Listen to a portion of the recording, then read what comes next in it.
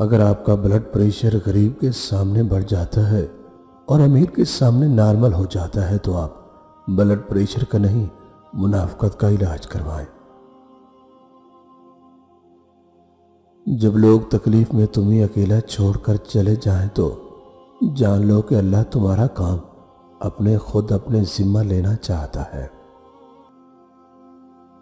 اگر تم کسی میں کوئی عیب دیکھو تو اسے اپنے اندر تلاش کرو، اگر اسے اپنے اندر پاؤ تو اسے نکال دو، یہی حقیقی تبلیغ ہے۔ بہتر انسان عمل سے پہچانا جاتا ہے، ورنہ اچھی باتیں تو دیواروں پر بھی لکھی ہوتی ہے۔ تم پانی جیسے بنو جو اپنا راستہ خود بناتا ہے، پتھر جیسے نہ بنو جو دوسروں کا راستہ بھی روک لیتا ہے۔ معمولی باتوں کو دل میں رہائش نہ دے، کیونکہ اگر یہ دل کے مکین بن جائیں تو بڑے بڑے رشتے مسافر بن جاتے ہیں۔ جیسا اپنے لیے سوچتے ہو ویسا دوسروں کے لیے بھی سوچنا شروع کر دو، پھر دیکھو آپ کے دل کو کتنا سکون ملتا ہے۔ ایک خوبصورت دل ہزار خوبصورت چہروں سے زیادہ بہتر ہوتا ہے، اس لیے زندگی میں ہمیشہ ایسے لوگوں کا انتخاب کریں جن کے دل چہرے سے زیادہ خوبصورت ہو۔ ہر معذرت کرنے والا نہ تو خطا وار ہوتا ہے اور نہ ہی کمزور، یہ صفت تو وفادار لوگوں میں پائی جاتی ہے۔ پھر پریشان نہیں کرتی انہیں زندگی کی ٹھوکریں جنہیں اللہ کا نام لے کر سنبھل جانے کی عادت ہو جائے۔ برے لوگوں کو بھول کر اچھے لوگوں کی تلاش سے بہتر ہے کہ ہم لوگوں کی بری باتوں کو بھول جائیں اور ان کی اچھی باتوں کو تلاش کریں۔ غلطی کو مان لینے کے لیے واقعی ظرف کی ضرورت ہوتی ہے، یہ ہر کسی کے بس کی بات تھوڑی ہوتی ہے۔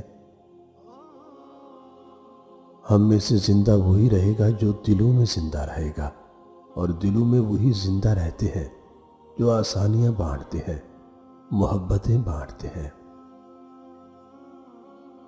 ادب کا دروازہ اتنا چھوٹا اور تنگ ہوتا ہے کہ اس میں داخل ہونے سے پہلے سر کو جھکانا پڑتا ہے۔ عورت کی قسمت کا انحصار خوبصورتی، تعلیم یا مال و دولت کی بجائے اس کی زندگی میں شامل ہونے والے مرد پر زیادہ ہوتا ہے۔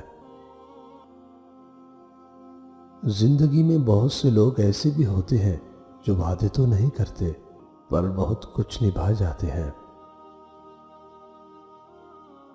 جو دوسروں کو عزت دیتا ہے اصل میں وہ خود عزت دار ہوتا ہے، کیونکہ انسان دوسروں کو وہی کچھ دیتا ہے جو اس کے پاس ہوتا ہے۔ خاموشی کی ایک الگ ہی دنیا ہے، اگر آپ اس میں داخل ہو سکتے ہیں تو آپ ہی اس کا مزہ لے سکتے ہیں۔ اگر آپ کی آنکھ اچھی ہے تو آپ کو دنیا اچھی لگے گی، لیکن اگر آپ کی زبان اچھی ہے تو دنیا کو آپ اچھے لگیں گے۔ اس زندگی کے ہاتھ نہیں ہوتے، پر کبھی کبھی ایسے تھپڑ لگاتی ہے کہ انسان ساری زندگی نہیں بھولتا۔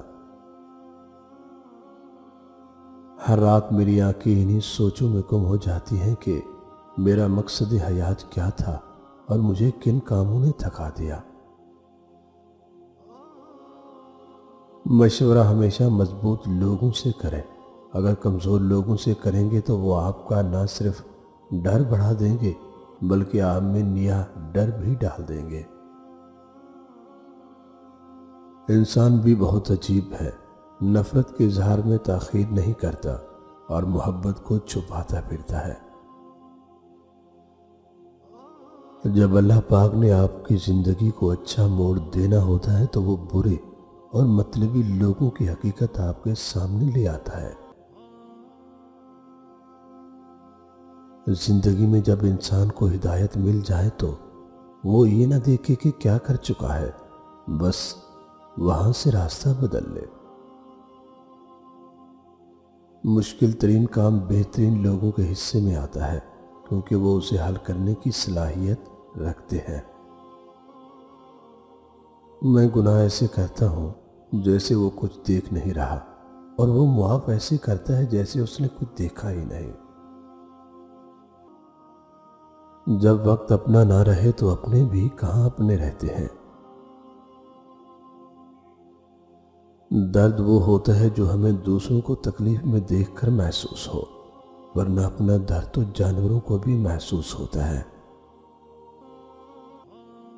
تم صرف مصیبت کے وقت دعائیں مانگتے ہو، کیا خوشحالی اور فراغت کے دنوں میں بھی تمہارے ہاتھ دعا کے لیے اٹھتے ہیں؟